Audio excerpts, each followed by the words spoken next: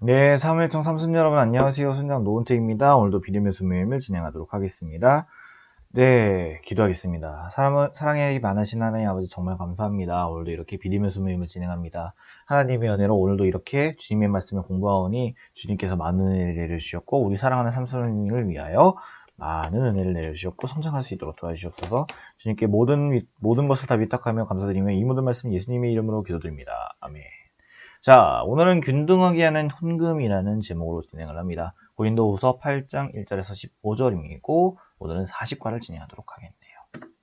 자, 지금 고린도후서가 당황스럽습니다. 미안합니다. 네, 13장으로 되어 있는데 지금 현재 8장으로 되어 있으니까 얼마 안 남았어요. 열심히 달려봅시다. 자, 오늘은 7번이 없었어요. 보셨겠지만 7번이 없습니다. 자, 오늘 교훈이 없고 그냥 그대로 진행합니다. 자, 교재 84쪽에 읽어주시고요. 저는 어떤 부분을 골랐느냐. 여러분들께 스탑 버튼 누르시고 진행한다는 거에 자정하니까 여러분들께 꼭 읽어보세요. 자, 저는 이 부분을 가져와 봤습니다. 할 수 있는 대로 최선을 다한 그들의 행동은 주님께 자신을 드리는 헌신의 표시였고 하나님의 뜻을 따라 형제 사랑을 실천하는 고상한 모습이었습니다. 라고 되어 있습니다. 이게 무슨 뜻일까? 이게 무슨 뜻일까? 맞아요. 이게 뭐냐면 오늘 헌금에 대한 이야기예요. 근데 헌금을 자신들에 대해서 최대한으로 이제 베푸는 사람도 있었어요. 자신이 가지고 있는 것보다. 그거에 대해서 이제 말을 한다라는 거예요. 오늘 본문을 통해서 좀 더 한번 배우도록 할게요. 오늘 본문 문제풀이는 없습니다. 아니, 뭔 문제풀이가 없대요. 본문에서는 없어요. 문제풀이와 같이 진행할 거예요. 자, 문제풀이 1번입니다. 마게도니아 교회들은 어떠한 제사로 헌금을 구제를 드렸습니까? 3절에서 5절인데 1절부터 같이 읽을게요. 형제들아, 하나님께서 마게도니아 교회들에게 주신 은혜를 우리가 너희에게 알리오니 환난의 많은 시련 가운데서 그들의 넘치는 기쁨과 극진한 가난이 그들의 풍성한 연보를 넘치도록 하게 하였느니라. 내가 증언하노니 그들의 힘대로 할 뿐만 아니라 힘에 지나도록 자원하여 이 은혜와 성도를 섬기는 일에 참여함에 대하여 우리에게 간절히 구하니 우리가 바라는 것뿐 아니라 그들이 먼저 자신을 주께 드리고 또 하나님의 뜻을 따라 우리에게 주었도다. 그들에게 허락된 분량을 지나도록 자원하여 들었다는 거예요. 누가? 마게도냐 교회가. 마게도냐 교인들은 그 누구에게도 강요하지 않았어요. 그 강요하지 않았는데도 불구하고 자신들의 능력 이상을 자원하여 구제를 했다는 거예요. 마게도냐 성도들은 심지어 사도 바울에게 예루살렘 교회를 돕는 일을 자신들도 참여할 수 있기를 간절히 호소했어요. 자신들이 힘듦에도 불구하고 예루살렘 가서 교회가 더 힘드니까 우리가 그들을 도울 수 있도록 도와달라고 스스로 자원했다는 거예요. 자신의 필요보다 타인의 필요를 먼저 생각하는 마음에서 비롯되었기 때문에 가능했다는 거예요. 이 같은 마음은 모든 것이 하나님의 것이라는 마음에서 출발하게 됩니다. 근데 여러분, 이에 반대되는 말은 무엇이냐면 인색함이에요. 자신들이 절대 소유자라는 교만한 생각에서 이제 비롯되는 거죠. 여튼 우리 꽃장이 가져야 되는 건 어떤 마음이냐? 바로 이 마음. 어려운 이웃을 돕는 것에 있어서 내 것을 따지는 것보다 모든 것이 하나님의 것을 명심해야 된다는 겁니다.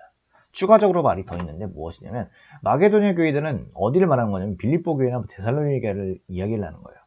근데 하나님께서는 어느 교회에게 헌금의 은혜를 주셨냐? 바로 마게도니아 교회들. 이 두 교회에는 헌금의 은혜를 주셨다는 겁니다. 그런데 마게도니아는 그 헌금의 은혜를 주셨기 때문에 많은 시련 가운데에서도 기쁨을 찾을 수 있었고요. 극심한 가난 가운데서도 풍성한 연보, 즉 헌금을 드릴 수 있었고요. 형편대로가 아니라 힘에 지나도록, 그리고 강요가 아니라 자원하는 마음으로 드릴 수 있도록 은혜를 받았다는 겁니다. 그래서 그들은 먼저 자기 자신을 하나님께 드린 자신의 삶을 주님께 헌신한 사람들이라고 이야기를 할 수가 있어요. 그래서 고린도 교회하고 차이가 있다는 겁니다. 그렇다면 고린도 교회는 어떤 이야기를 했을까? 고린도 교회는 하나님으로부터 많은 것을 풍성하게 받았어요. 바울은 무엇도 풍성해져야 된다고 이야기를 하고 있죠? 7절입니다. 오직 너희는 믿음과 말과 지식과 모든 간절함과 우리를 사랑하는 이 모든 일에 풍성한 것 같이 이 은혜도 풍성하게 할지니라 라고 되어 있어요. 바울은 고린도 교회를 향하여 이 은혜, 즉 예루살렘 교회를 위한 헌금 모금에도 풍성해져야 된다고 이야기를 하는 거예요. 사도 바울은 너무나도 안타까웠어요. 고린도 교회는 정말 많은 성령의 은사를 받았기 때문에, 그래서 믿음과 말과 지식과 모든 간절함과 사도를 사랑하는 일이 정말 많은 은혜를 받았음에도 불구하고 헌금을 하지 않았다는 거예요. 적극적으로 하지 않았어요. 그래서 고린도 교인들은 이제 망각한 거예요. 내가 이렇게 풍요할 수 있는 그 근원이 어디였는지, 그리고 그걸 잃어버리고 그냥 풍요에만 머물고 싶었다는 거예요. 근데 우리는 정말 기억해야 되는 게 무엇이냐면 풍요의 근원은 내가 아니라 하나님이라는 거예요. 하나님임을 인지하고 적극적으로 모든 선한 사업에 동참해야 된다라는 겁니다. 추가적으로 더 이야기를 해볼게요. 아니죠. 이 3번입니다. 사랑의 진실함은 오직 행동으로만 증명할 수 있대요.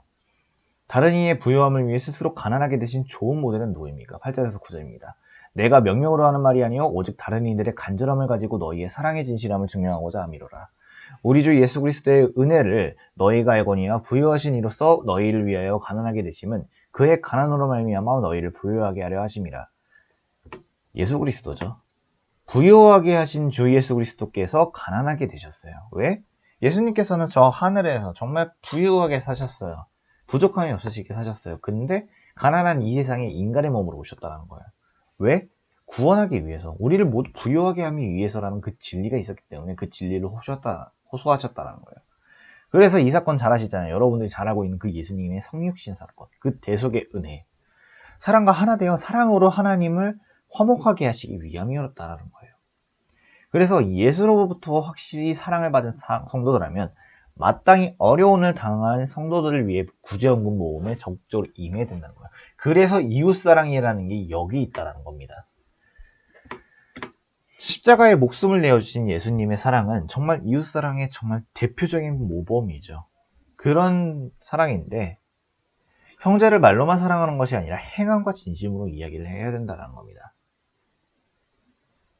정말 쉽지는 않아요. 왜? 나도 살기가 힘드니까. 하지만 그것을 넘어서 여러분들께서 사랑하시는 그 여러분들의 형제, 여러분들의 친구를 위해서 섬겨야 되는 거겠죠. 우리 형제의 사랑의 진실성은 구제와 선행을 통해 증명되어야 된다는 겁니다. 요한일서 3장 16절에서 18절 한번 읽어줄게요.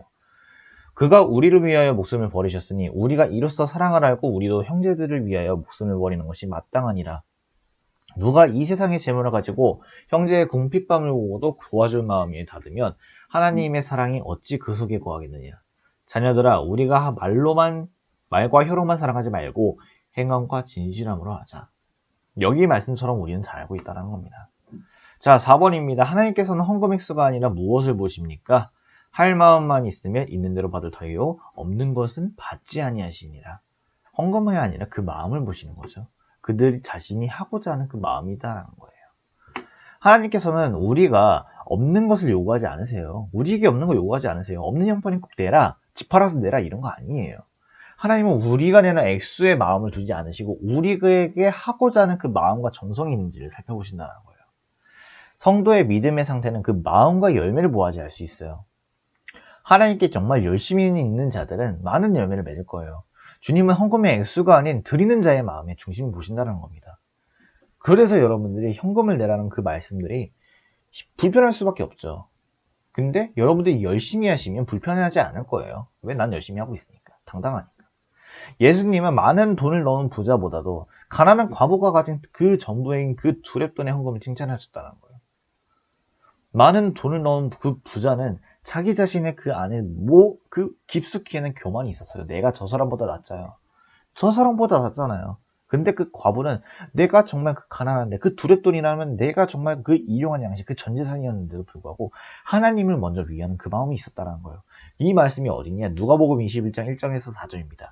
예수께서 눈을 들어 부자들이 헌금함에 헌금을 넣는 것을 보시고 또 어떤 가난한 과부가 두렙돈 넣는 것을 보시고 이르시되,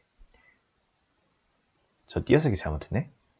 내가 참으로 너희에게 말하노니 이 가난한 과부가 다른 모든 사람보다 많이 넣었도다. 저들은 그 풍족한 중에서 헌금을 넣었거니와 이 과부는 그 가난한 중에서 자기가 가지고 있는 생활비 전부를 넣었느니라 하시니라 라고 하는 거예요. 그 안에 있는 그 마음을 보신다는 거예요. 구제와 나눔의 목적은 무엇일까요? 13절에서 15절입니다. 약간 좀 길어요.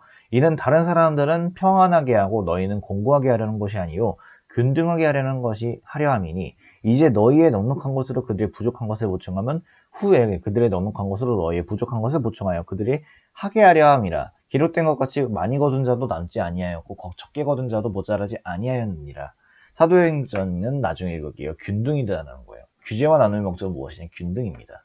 고린도 교회 성도들이 가진 것으로 예루살렘의 고난을 당하는 형제들을 도와준다면 지금 현재 고린도 교인들이 나중에 지금 현재 너무 힘들어하는 그 예루살렘들을 도와준다면 후일에 나중에는 언젠가는 고린도 교회 성도들이 어려움을 당할 때는 저기 있는 저들, 예루살렘의 형제들로부터 도움을 받을지도 모른다는 거예요. 왜? 도와줬으니까. 서로 돕고 돕는 일이 균형 있게 이루어진다는 것은 사실입니다.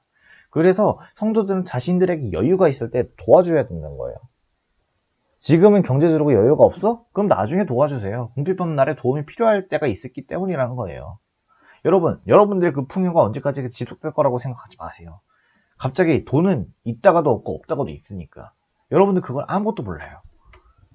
자, 추가적으로 설명드리도록 하겠습니다. 자, 균등하게 소유한다는 것은 무엇이냐면 인간의 본성과는 거리가 멀고 강제로 균등하는 것에 나눈다는 것은 공산주의에서나 가능한 게 나는 거예요. 근데 여기서 말하는 환경은 이야기라는 게 아니라 바로 자신의 소유를 자원해서 나눌 수 있는 것을 말하는 거죠. 즉, 은혜받은 공동체 안에서 나누다라는 거예요. 이것이 바로 주님이 원하시는 궁극적인 교회 모습의 공동체의 모습이다라는 거예요. 즉, 공산주의에서 무조건 강제로 나누는 게 아니라 내가 할 수 있는 것만큼, 주님께서 원하시는 것만큼 내 소유를 일부를 나눠준다라는 겁니다. 그걸 말하는 거예요.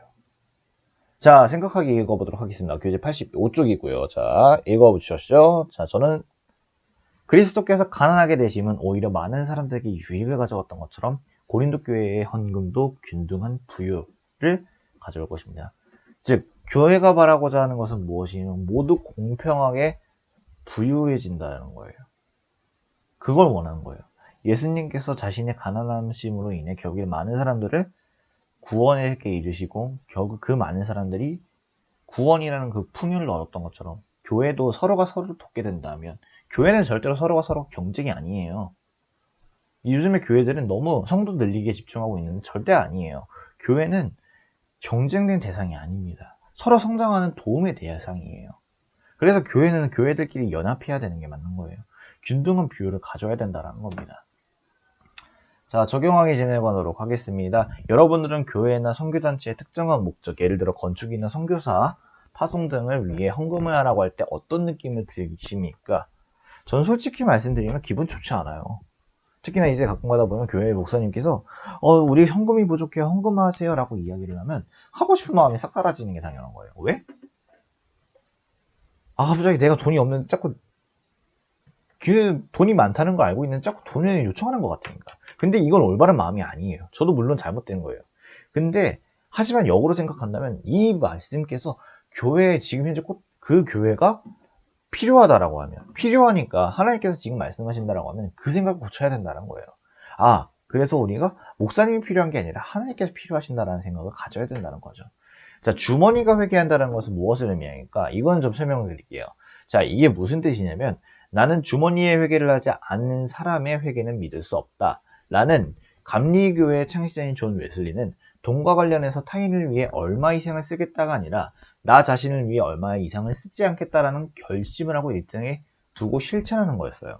그래서 그는 자신의 소득이 1,400파운드 이상이 될 때에는 최소한의 생활비인 30파운드만 정도만 살았고 나머지는 가난한 사람들의 구제를 위해서 사용했다고 해요. 우리가 나눔의 규제를 못하는 것은 소유의 빈곤 때문이 아니라 내면의 빈곤 때문이라는 거죠. 남을 섬겨야 되는데 그러지 못하는 그 빈곤 때문이라는 거예요. 풍성한 하나님의 은혜와 사랑으로 그 영혼이 부유한 사람은 적은 소유 가운데에서도 힘에 넘치도록 구제할 수 있다라고 합니다. 그래서 이제 주머니가 회개한다는 것은 이런 이야기라는 거예요. 내면의 빈곤을 회개해야 된다라는 겁니다. 그래서 저는 이렇게 말씀드렸어요. 제가 가지고 있던 그 인간적인 욕심이 가득한 돈, 즉 내 이득을 위해서 사용했던 그 돈들은 주님의 돈으로 바꿔야 된다는 것이 저는 생각이에요. 그게 바로 주머니가 회개한다는 거죠. 하나님을 위해 사용하는 거룩한 헌금으로 바꾸는 것이 저는 올바르다라고 생각합니다. 자, 나눔하기 진행하도록 하겠습니다. 자, 여러분들의 재물을 흘려보내야 되는 연약한 사람이나 기관, 공동체는 어디입니까? 제가 섬기고 있는 곳이라면 지금 현재 있는 삼순이라든지 사무엘청이라든지 아니면 꼬통산교회라든지 아니면 뭐 성서윤리원이라든지 제가 섬기는 곳이라면 아낌없이 제 재물을 흘려보내야 된다고 저는 생각합니다. 물론 돈이 많아졌을 때. 그리스도 안에서 시작한 일이 있다면 반드시 마무리를 해야 합니다. 여러분이 끝까지 마무리해야 할 선한 사역은 무엇입니까? 여러분들 책임지는 것이라고 할 수 있겠죠? 저는 간단하게 그렇게 말씀드리고 싶어요. 자, 이렇게 해서 삼순의 모든 스모임을 마치도록 하겠습니다. 아무래도 이제 오늘 예배를 통해서 이제 아시겠지만 이제 다음 주부터 이제 전면 비대면으로 진행할 거예요. 비대면이래. 전면 대면으로 진행을 할 텐데 이제 아무래도 대면, 저희는 이제 병행을 하려고 해요. 비대면과 대면을 동시에 좀 진행하는 게 맞다고 생각해서 여러분들께 이제 강요를 드리고 싶진 않지만 웬만해서 나오셨으면 좋겠어요. 이제 여러분들이 순위 만난 지 지금 1년이 됐는데 여러분들이 서로 얼굴을 본 지가 1년이 넘었어요. 아니, 한 번도 본 적이 없어요. 그게 너무나도 안타깝기 때문에 여러분들께서 한번 꼭 나오셨으면 좋겠다는 저는 개인적인 소망을 가지고 말씀드려봅니다. 기도하겠습니다. 주님 감사합니다. 사랑과 은혜가 충만하신 하나님의 은혜로 오늘도 이렇게 비대면 순매를 진행합니다. 사랑과 은혜가 충만하신 하나님의 은혜로 올바른 헌금을 드릴 수 있는 우리가 될 수 있도록 도와주시옵고, 우리가 주님의 은혜로 살아가는 우리들이 될 수 있도록 도와주시옵소서. 감사드립니다. 이 모든 말씀 예수님의 이름으로 기도드립니다. 아멘. 여러분 한 주도 승리하는 우리 삼순이 되길 바랄게요. 안녕.